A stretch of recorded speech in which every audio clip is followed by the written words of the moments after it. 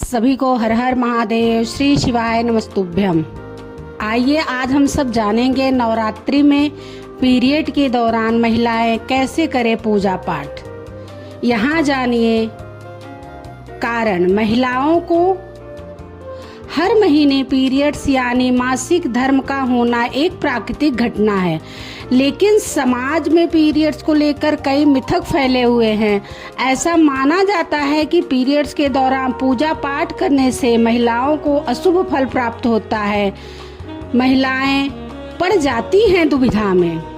हिंदू धर्म में शारदीय नवरात्रि का विशेष महत्व होता है। नवरात्रि के 9 दिन सबसे शुद्ध और पवित्रता वाले दिन माने जाते हैं। इस दौरान ज्यादातर घरों में घट स्थापना और माँ दुर्गा की नियमित पूजा होती है।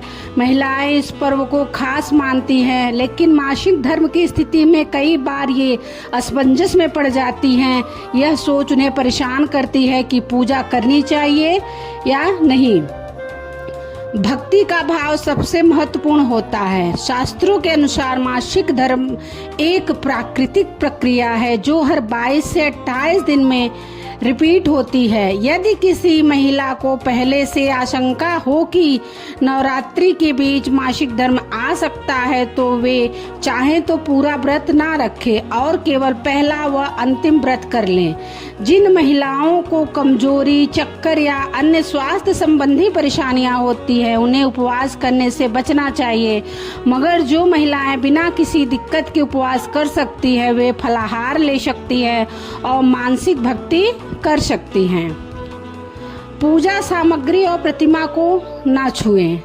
मासिक धर्म के दौरान महिलाओं को माँ दुर्गा की प्रतिमा या पूजा सामग्री को स्पर्श नहीं करना चाहिए।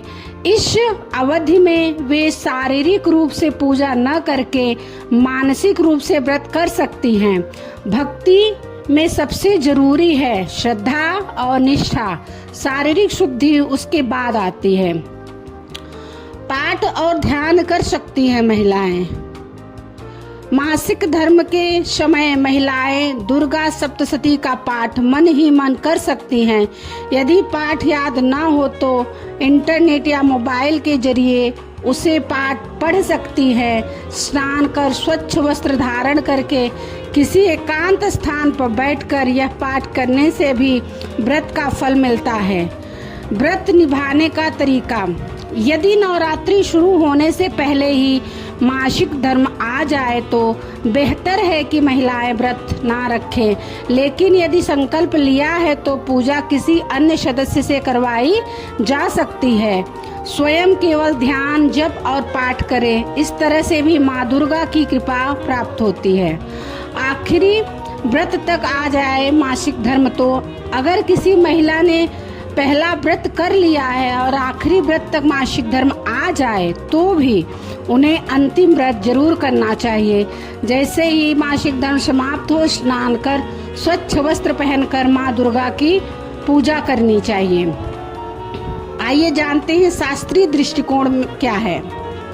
गरुड़ पुराण और याज्ञवल्क्य स्मृति में भी उल्लेख है कि मासिक धर्म के दौरान स्त्री विश्राम करे और धार्मिक अनुष्ठानों में प्रत्यक्ष रूप से भाग ना ले। शास्त्र अनुसार मंदिर या यज्ञ कर्म में प्रत्यक्ष भागीदारी जैसे हवन करना, मूर्ति स्पर्श, पूजा सामग्री चढ़ाना इस अवधि में वर्जित माना गया है। हालांकि कहीं भी ऐसा नहीं कहा गया है कि मासिक धर्म में महिला देवी देवताओं को मन से स्मरण नहीं कर सकती। मानसिक जप, ध्यान, प्रार्थना, स्तोत्र पाठ शास्त्रों में निषिद्ध नहीं है। सभी महिलाओं को, सभी पुरुषों को हमारी तरफ से नवरात्रि पर्व की ढेरों शुभकामनाएं। माता रानी सबको खुश रखे, सबकी हर इच्छा पूरी करे। सभी को हर हर महादेव, श्री शिवाय नमस्तुभ्यम।